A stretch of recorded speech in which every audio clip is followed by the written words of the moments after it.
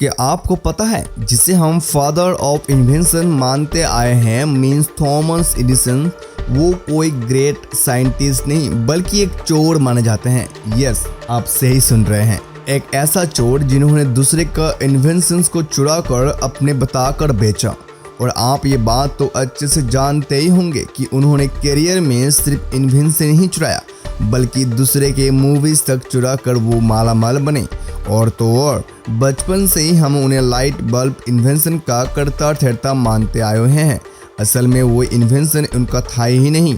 तो हमारे साथ क्या ये स्कैम हुआ है? क्या थॉमस एडिसन वाकई में सिर्फ एक चोर ही थे? तो चलिए जानते हैं, शुरू करते हैं हमारा आज का इंटरेस्टिंग वीडियो जिसका टाइटल है थॉमस एडिसन के काले राज।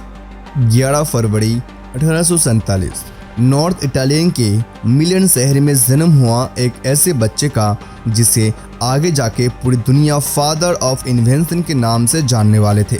लेकिन अफसोस, जीनियस कहे जाने वाले थॉमस एडिसन की स्कूल में जरा भी नहीं चली और स्कूल से उन्हें डंप कहकर निकाल दिया गया था। बट यहाँ से उनकी पढ़ाई नहीं रुकी बल्कि यहाँ से उनके दिमाग की स्पीड रफ्तार पकड़ने लगी।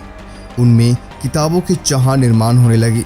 इसी दौरान उनकी जिज्ञासा, उनके क्यूरियोसिटी को जैसे नए पैर लग गए थे।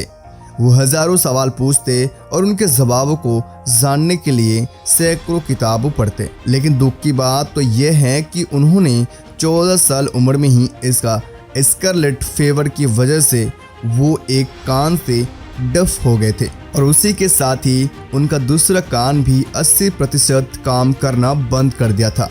लेकिन फिर भी उन्होंने हार नहीं मानी। उनका मानना था कि ये डिफिशियंसी उनका स्ट्रेंथ है जिसकी वजह से वो दुनिया की शोरगुल भरी जिंदगी से आज़ाद हैं और अपनी इन्वेंशन पर अच्छे से कॉन्सेंट्रेट कर सकते हैं। और बस फिर अपने दिल और दिमाग को ये बात समझाकर एडिसन लग गए अपने ढेर सारे एक्सपेरिमेंट बुक्स के एक्सपेरिमेंट को परफॉर्म करने, जिससे वो खुद प्रैक्टिकली करके साइंस को और बेहतर समझ पाए।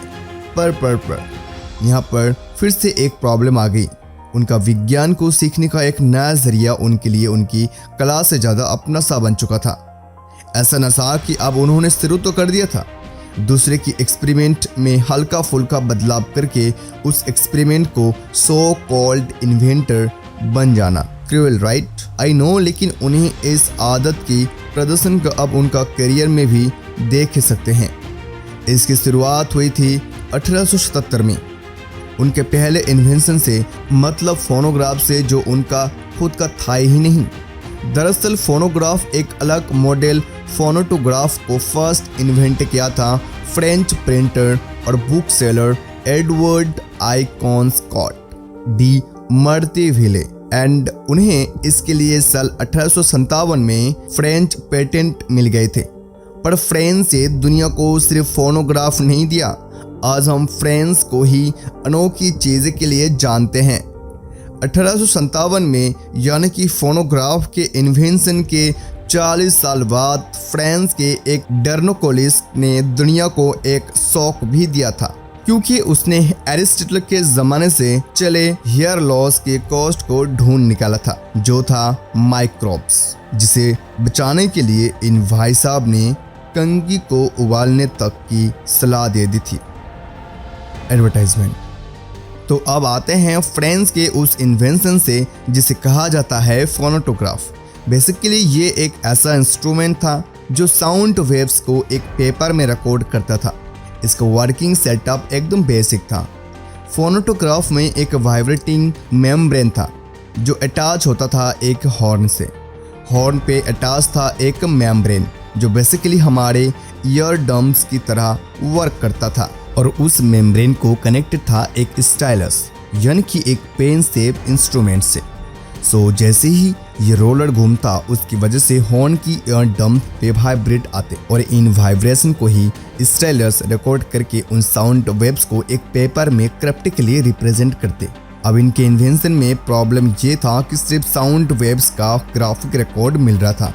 सो इसलिए स्कॉट के साउंड रिकॉर्ड और साउंड प्रोड्यूस करने की आइडिया को सुन के थॉमस एडिसन इसलिए काफ़ी इंस्पायर हुए और उन्होंने अपने एक फोनोग्राफ बनाया। लेकिन ये फोनोग्राफ एक्चुअल में इससे काफ़ी अलग था, क्योंकि इससे आप एक्चुअल में साउंड सुन सकते हैं। For the first time ever music सुन सकते हैं। अब फोनोग्राफ का इन्वेंशन करते ही थॉमस एडिसन को थोड़ी सी फेम मिली और साथ ही में पैसा भी काफ़ी सारा मिला। एंड इसके बाद fast forward to 1879, Thomas Edison ने क्या एक और इन्वेंशन किया, लेकिन इस बार ये इन्वेंशन थोड़ा हटके था। ये एक ऐसा इन्वेंशन था जिसे विज्ञान ने हमारे दुनिया को एक अलग ही मोड़ पर लाके रख दिया था, द लाइट बल्ब। अब फ्रेंड्स, हमें आज तक ये पढ़ाए गए हैं कि दुनिया को अंधेरे से बाहर निकाला थॉमस एडिसन के लाइट बल्ब ने, लेकिन क्या आपको पता है कि ये एक सफ़ेद झूठ है, क्योंकि एडिसन की इन्वेंशन के 10 साल पहले ही ब्रिटिशियन जोसेफ स्वान ये लाइट बल्ब इन्वेंट कर चुके थे। और इतना ही नहीं, इंग्लैंड के न्यू कैसल में ऑलरेडी एक लाइट बल्ब घरों में यूज़ होने लगा था, लेकिन कॉन्फिडेंसली जोसेफ को पेटेंट मिलते ही 1 साल के बाद एडिसन को भी लाइट बल्ब के लिए पेटेंट मिल गया था। एंड आई नो कुछ फिर से लग रहा है ये बात, है ना? साइंटिफिक का अमेरिकन वेबसाइट के हिसाब से स्वान के लाइट बल्ब इन्वेंशन उसके डिज़ाइन के साथ ही पब्लिश हुआ। तभी बिना कोई समय बर्बाद किए थॉमस की इन्वेंशन को सबसे मेजर ड्रॉप एट आइडेंटिफाई कर लिया, और वो था कार्बन पेपर फिलामेंट का ज़्यादा देर तक ना जलना, अनलाइट बल्ब 13 घंटे तक ही जलना।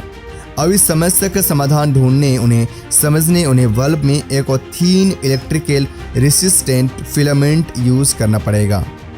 एंड इसलिए उन्होंने स्ट्रक्चर को सेम रखा, सिर्फ फिलामेंट पर काम करना शुरू कर दिया। काफ़ी फिलामेंट यूज़ करने के बाद उन्होंने एक परफेक्ट कार्बोनाइज बैम्बू फिलामेंट बनाया।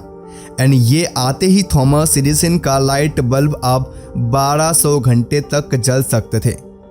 एंड बस ये पाते ही थॉमस सीधा भागे पेटेंट ऑफिस में, और उन्होंने अपने ये इन्वेंशन पेटेंट करवा लिया। And that improvement in electric light. अब इस दौरान मार्केट में स्वान के कार्बन फिलामेंट से बने लाइट बल्ब्स चल रहे थे, लेकिन फिर थॉमस के ये न्यू लाइट बल्ब को मार्केट में उतरते ही ये बल्ब्स दौड़ने लगे।